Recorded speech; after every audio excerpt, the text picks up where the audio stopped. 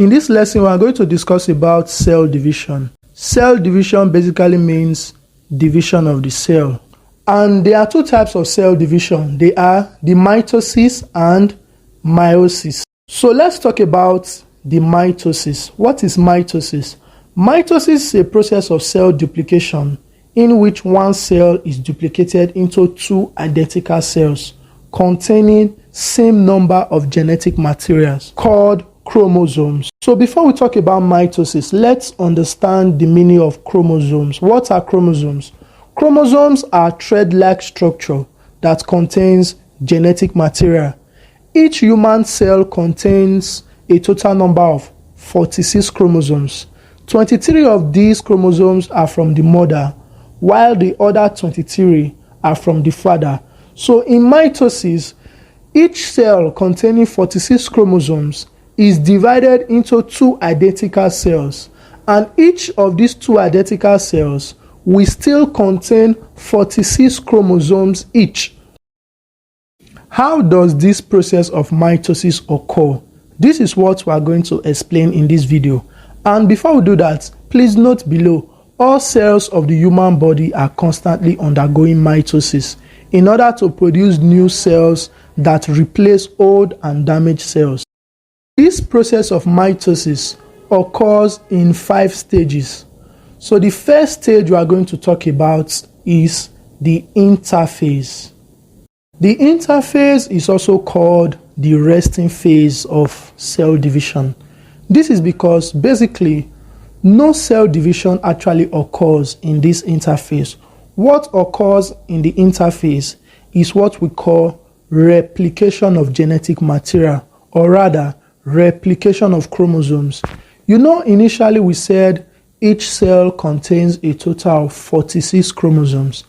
During replication, these 46 chromosomes are now doubled so that each cell will contain a total of 92 chromosomes. So before entering cell division proper, a cell must replicate its chromosomes during the interphase so that the total number of chromosomes that the cell will now have will now be equal to 92. After replication of genetic material and chromosomes, the next phase of mitosis is called the prophase. During prophase, two major events occur. The first one is that the chromosomes condense to become thick and visible, while the second event is that the nuclear membrane and nucleolus will disappear. After prophase, the next phase of mitosis is called the metaphase. In the metaphase, chromosomes migrate to the equator. In the equator, these chromosomes are attached to spindle fibers.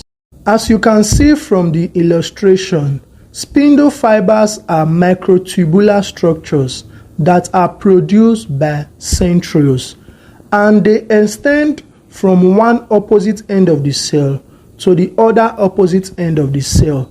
The equatorial region of these spindle fibers is where chromosomes attach.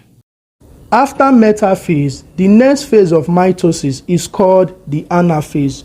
During the anaphase, the spindle fibers pull these chromosomes to opposite ends of the cell. That is, 46 chromosomes are pulled to one end, while the other 46 chromosomes are pulled to the other end.